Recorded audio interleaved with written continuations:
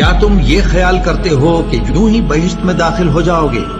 اور ابھی تم کو پہلے لوگوں کی سی مشکلیں تو پیش آئی ہی نہیں۔ ان کو بڑی بڑی سختیاں اور تکلیفیں پہنچیں اور وہ صعوبتوں میں ہلا ہلا دیے گئے،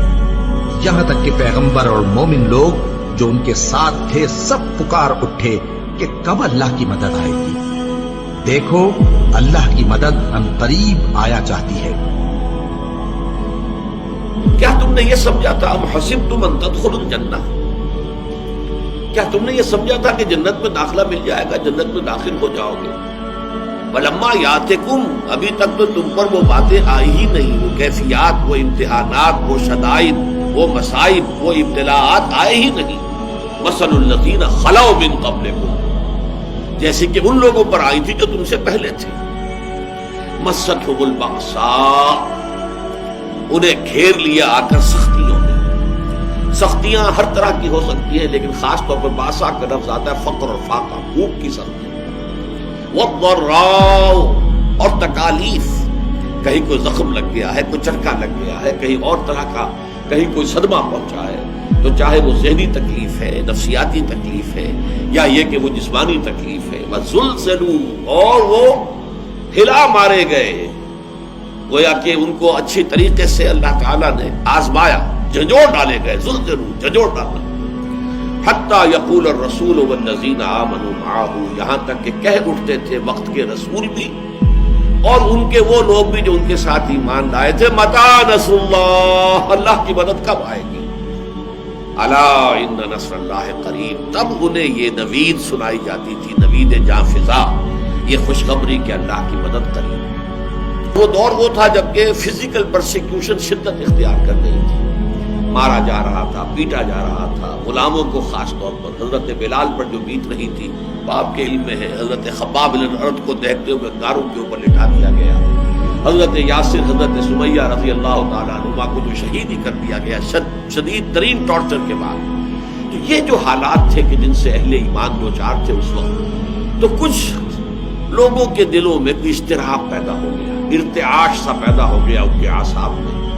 اور حضور کے پاس حاضر ہوئے۔ جو یہ بخاری شریف کی روایت ہے، اور اس کی راوی کون ہے؟ خباب بن الارت،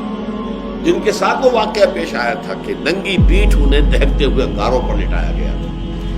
کہ وہ پیٹھ کی کھال جلی اور اس کی چربی پگھلی تو اس سے وہ انگارے ٹھنڈے ہوئے۔ اس درجے جو ہے تعذیب، اس درجے ٹارچر سے جو شخص گزرا تھا، اس نے اگر آ کر کہا ہے، حدیث کے الفاظ یہ کہ حضور اس وقت خانہ کعبہ کی ایک دیوار کے سائے میں اپنی چادر کی ٹیک لگا کر آپ استراحت فرما رہے تھے۔ تو ہم حاضر ہوئے، ہم نے عرض کیا حضور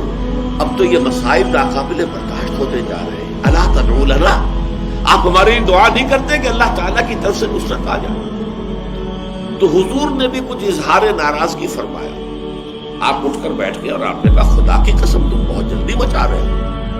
تم سے پہلے کے لوگوں پر تو وہ مصیبتیں آئیں جو تم پر ابھی آئی ہی نہیں ہے۔ تم سے پہلے جو امتیں تھیں جو ایمان لاتے تھے رسولوں پر، ان کا تو یہ بھی ہوتا تھا کہ زندہ آگ میں جلا دیے جاتے تھے، یہ بھی ہوتا تھا کہ لوہے کے کنگھوں سے ان کی ہڈیوں پر سے ان کے گوشت کو کھرچ لیا جاتا تھا، یہ بھی ہوتا تھا کہ ایک گڑھا کھود کر ایک آدمی کو گاڑ دیا جاتا تھا اس میں، اور پھر اس کے سر کے اوپر آرا رکھ کر چیرنا شروع کرتے تھے اور پورے جسم کو دو حصوں میں تقسیم کرتے تھے، لیکن پھر بھی وہ ثابت قدم رہتے تھے۔ تو جلدی بچا رہے ہیں، خدا کی قسم وہ دن آ کر رہے گا کہ ایک سوار صنعاء سے حضر موت تک سفر کرے گا اور اسے سوائے اللہ کے کسی کا خوف نہیں ہوگا، لیکن بہرحال وقت لگے گا۔ تو اللہ تو ظاہر کر کے رہے گا ان کو کہ جو سچے ہیں، واقعی صادق الایمان ہیں، اور ان کو کہ جو جھوٹ موٹ کے ہی مومن بنے پھرتے ہیں، جو حقیقت میں مومن نہیں ہے بلکہ صرف یہ کہ انہوں نے ایمان کا لبادہ اوڑھ لیا۔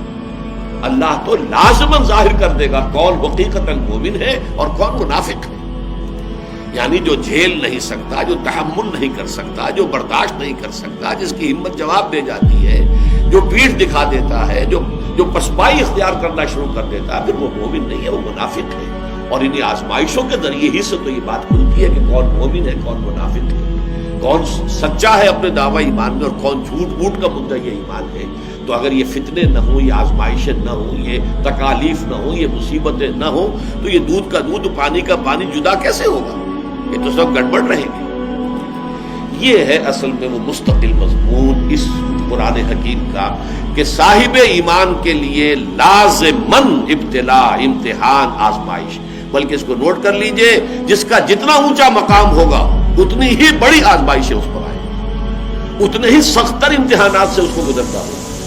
جس کی سب سے بڑی مثال جو آئی ہے وہ حضرت ابراہیم علیہ السلام کے ذات مبارکہ ہے، کیسے کیسے امتحانات سے وہ گزرے ہیں۔ وَإِذِ ابْتَلَىٰ إِبْرَاهِيمَ رَبُّهُ بِكَلِمَاتٍ فَأَتَمَّهُنَّ قَالَ إِنِّي جَاعِلُكَ لِلنَّاسِ إِمَامًا، اور یاد کرو جب کہ ابراہیم کو آزمایا ان کے رب نے بڑی بڑی باتوں میں، کلماتن،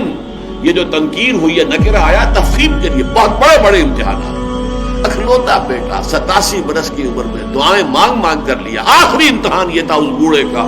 اس ضعیف کا، 87 برس کی عمر میں بیٹا ہوا ہے، اور اب 13 برس کا بیٹا ہو گیا ہے، وہ بوڑھا 100 برس کا اور اکلوتا بیٹا۔ فرمایا ذبح کر دو، اور وہ ذبح کرنے کے لیے تیار ہو گیا۔ یا ابراہیم قد صدقت الرؤیا انا کذالک نجزی المحسنین، گویا کہ ممتحن جو ہے اس کی بس ہو گئی ہے، جس کا امتحان لیا جا رہا تھا وہ یہاں بھی پیچھے نہیں ہٹا،